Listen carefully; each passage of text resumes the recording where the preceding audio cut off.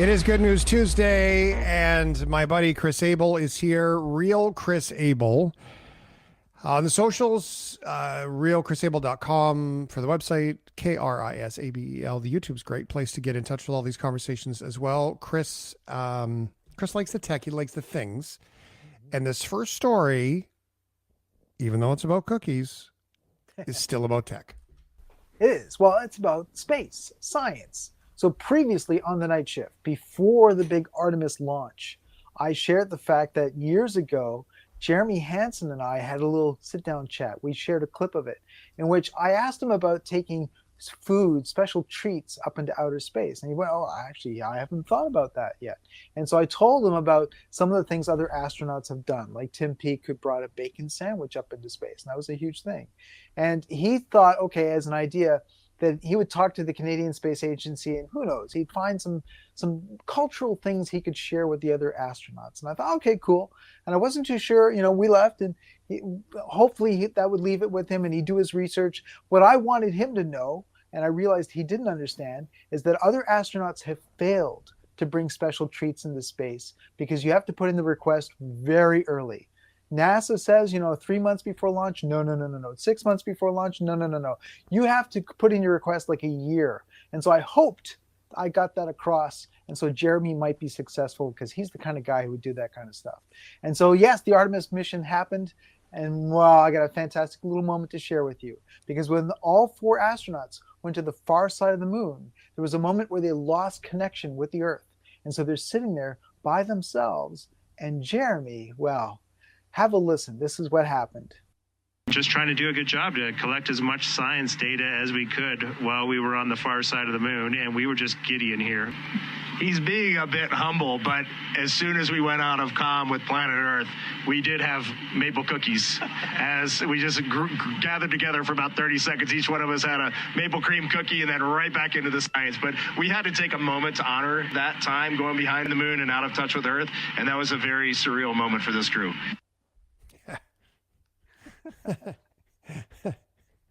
Like you're white knuckling it around the far side of the moon, and you think now's the time for a cookie.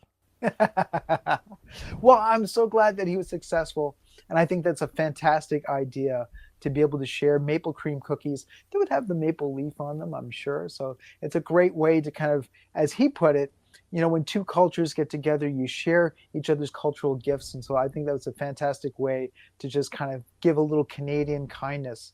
And maple cream cookies, they're pretty tasty. So sounds pretty good to me, gotta tell you. Tomorrow around this time, we're having a conversation about the moon and what the moon teaches us about Earth.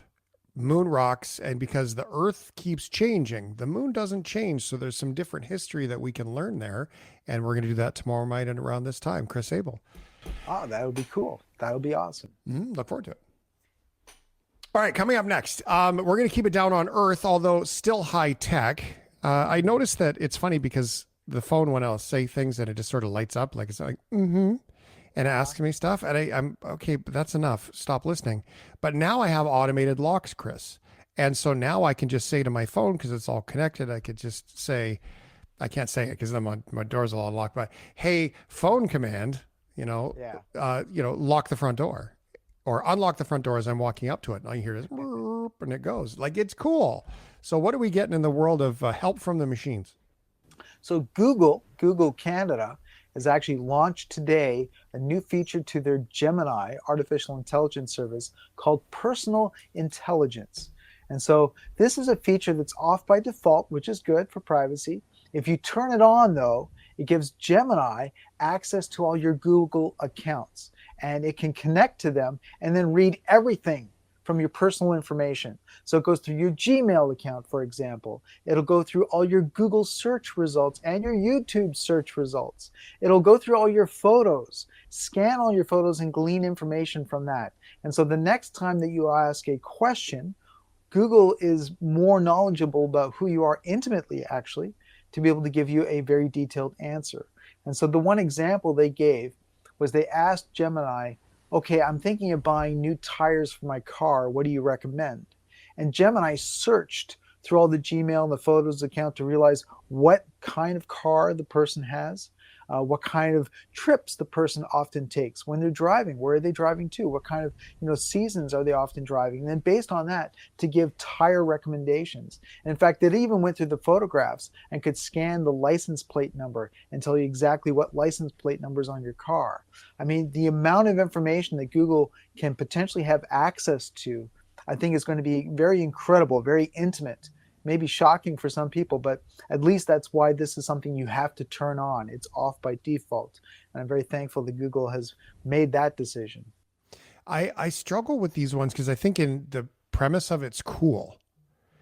But sometimes when you're asking questions, and because it's sort of the same, it always remembers the threads. I was asking a question about some website stuff, and it says, well, because you want to do this, you should consider this, this, this, and this. But it was sort of buried in one line. And if you had glossed over it, the answer it gave me was not the best answer for me. And I was like, no, leave that part out. I don't want to go to Toronto today.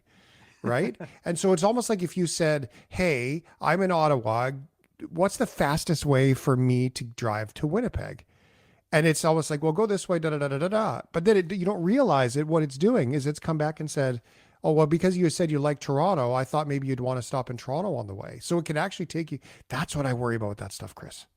Oh, yeah. You don't want it to go off into a different direction.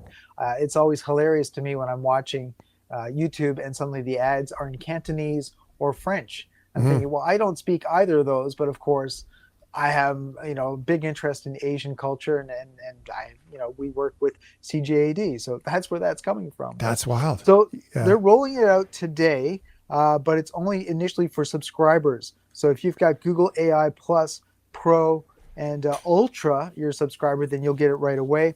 For everybody else, they're going to be rolling it out over the next coming weeks to all the free accounts. So you don't actually have to pay for it. But again, it's something you have to turn on. It'll be off by default. That's good stuff. Okay, we have about a minute and a bit here, Chris. Springtime, I know the forecast here in Ottawa for the next few days by the weekend is going to be pretty nice. I don't think we're air conditioning or fan worthy yet, but still pretty nice, and this is cool. Yeah, it's a new product from Dyson.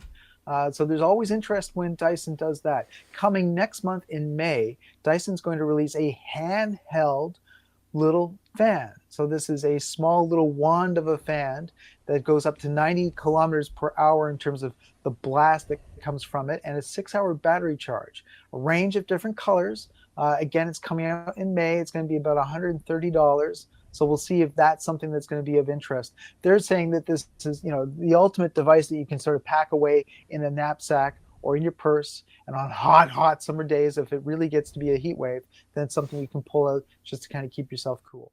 Now, normally I would argue, does everything need to be battery powered? Can't you just plug it in? But in a case like this is a lot better than the old school waving the hand fan, Totally. Like we're having to find a USB source to power it. Which is, I had a little fan that did that, but I had to plug it into my iPad, and it really wasn't very good. So yes, battery power, very good. 6 hours, okay, I think that's good. And with Dyson, of course, it probably doesn't have any fan blades like the other ones cheap ones you get from the gas station for $2 with the foamy fan blades. RealChrisAble.com, @RealChrisAble if you want to get connected with Chris online, YouTube, Twitter, and so much more. As always, Chris, thank you. Thank you. I'm off to get some maple cookies. Yeah, that's a great idea. Chris is here every week at this time with new tech, new ideas, and so much fun. Shane Hewitt in the night shift.